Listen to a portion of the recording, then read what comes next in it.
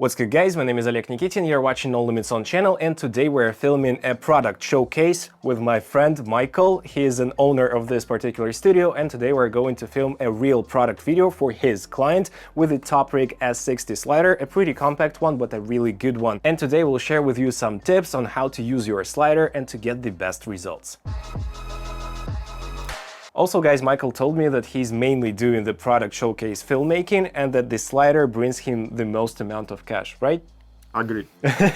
Yeah, he's not the best in English, but he's the best in product filmmaking. And guys, why we picked the Accsoon TopRig S60 for today's shoot is that because it is very lightweight and compact, and I love bringing it with me to my client shoots. As you can see, I can handle it with my pinky finger. And it also has a built-in mechanical pan axis, so you can tilt this part and it'll show you the pan while moving, which is very important. And you can also use it with a single tripod, not two tripods like most sliders, heavier ones, and that is why I simply love this slider. So let's take a look at the footage that we can take with this one. One more pretty cool device that Michael showed me is the remote control for a start and stop recording of your camera, because you don't touch your camera physically and you don't have to wait until the camera is like balanced and not shaking after you press the record button right there. So a remote control will be handy. It's like 20 bucks on your marketplace. A very handy tip is to film both ways. So the slider goes one way, and then of course you need to film another way, because sometimes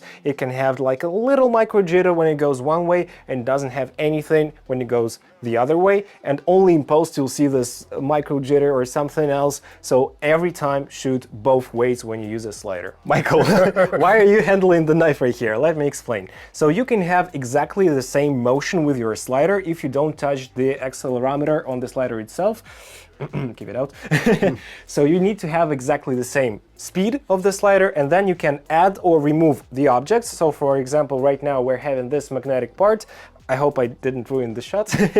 And you can add something to it and you'll have exactly the same motion, and in the editing process you simply find exactly the same stage of the movement, and you can have a cross dissolve like transition, and you can add or remove objects and explain to the viewer why it is used in this part, for example, and you don't need to add extra text because it's simply super obvious that it is magnetic. Michael said that his first impression is very decent because this slider does look pretty lightweight, but he said that he is surprised with the performance. It is handling the 20-70 with A7 IV in the cage without any issues, and he's satisfied, and it means a lot to me. And guys, a very important thing to use with your slider is a good heavy-duty tripod. In this case, we're using a pretty heavy, but it's aluminum tripod, and it has a single latch on each leg, and it's much easier to lower it or to make it higher. And one more very important feature is the ball head, because with the ball head you can level it up easily without any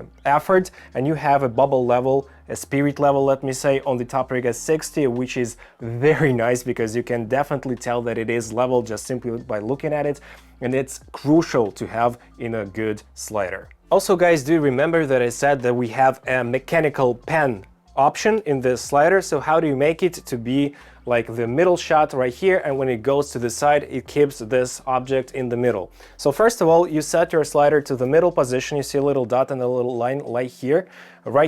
So you use this one at first, then you put the slider into the right position, because we have a little knob right here, so we'll have to get some access to it. So we don't put it into this position near the battery, we put it into this position to the farthest point at your right, and then we'll have to stop the slider. 1, 2, 3, yeah. Then we loosen those two knobs, and then we rotate the slider at the point where we can see the thermometer, this one in the middle. So I have my middle point on the camera, so I'll do it like so.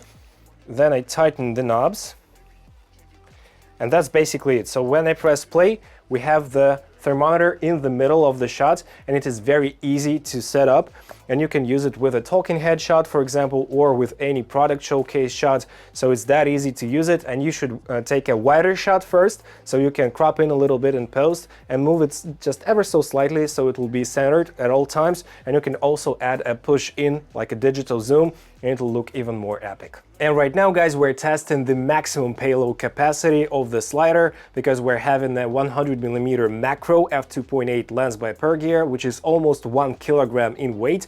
And as you can tell guys, it is not properly balanced, so it's not the best condition for the balance. In fact, you had to have like a longer tripod plate to balance it properly, but right now it is like the hardest task for this slider, and only in the end points we can see some micro jitters and non-usable footage. Even if you could have some micro jitters, you can easily reduce those with warp stabilizer or something like this. So in my opinion, it's a pass and a good sign for this slider TopRig S60. And guys, we also decided to test the Laowa Probe lens with this slider, and as you can tell, it's pretty much flawless. So we have the minimal speed of the slider itself right now, and I don't see any micro jitters or something, and we don't have the best setup for it because it's not properly balanced. But as you see, the results are more than capable and more than possible to use in a real world. You can add some warp stabilizer if you have some very like slight micro jitters, but all in all, the TopRig S60 is capable of doing even the super macro shots with the Laowa Probe lens. Me and Michael, we discussed if we should use the IBIS or built-in image stabilization of your camera with sliders, and with certain sliders, especially with double distance sliders like this one from iFootage, it is necessary to use the image stabilization built into your camera to reduce the micro jitters and shakes, because when you have a double distance slider, it can introduce some jitters, especially when you use it like vertically or at an angle. On the end point, you'll see a lot of jitter and unbalanced things, whereas the TopRig S60 is more or less solid. It's a solid aluminum construction, and you don't have to use the IBIS because it is pretty much solid straight out of the box. And we are using right now the Laowa macro lens, a pretty huge lens as you see from the B-roll, and it's still doing just fine, almost flawlessly.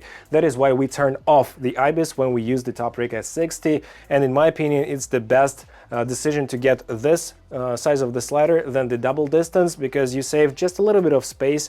Let me show it. So you have like 20 centimeters more in terms of the length, but it's more lightweight, and it's also pretty much more stable. That is why I prefer this one over this one. Another way of using a slider is pointing it like vertically, and as you can see right now, it's not only vertically, but we also have an angle. So we're imitating like a robotic arm, which is crazy expensive compared to the slider itself. It's like 4 times more expensive just to rent it for one day, and you should purchase the slider for a quarter of the price of a one-day rental of this robo arm. And as you can tell, guys, we have 2.5 kilos of payload vertically, and it's doing just fine. And when you add the parallax movement of the slider, the mechanical pan, it's adding a lot of three-dimensional like pop to your image, and that is why I simply love this setup. But keep in mind, guys, that you need to have something like a sandbag, or in our case a water bottle, to balance it properly, because it's not super stable as is on the tripod, so you gotta be careful with it. But all in all, I'm very satisfied with the results, and as you can tell, the footage turns out to be great. And guys, one more way how to save up your cash is replacing your Laowa Probe with this slider and with the 20 to 70 millimeter, but we have a top-down shot. So we inserted 2 spigots into the bottom of the slider. We're using 2 pretty beefy light stands as well.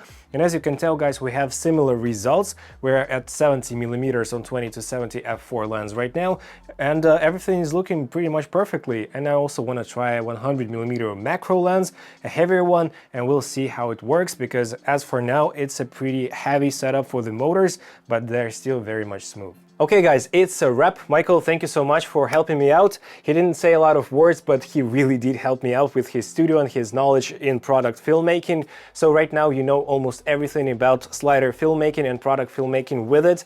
And if you did enjoy this video, smash the like and subscribe buttons and hit the notifications bell. And if you want to learn more about the TopRig S60, I have a comparison with Z-Pone Micro 3. Those 2 sliders are in the same price category, but they are pretty much different. So you can check this video next. See you in the next one, guys. Take care. Bye.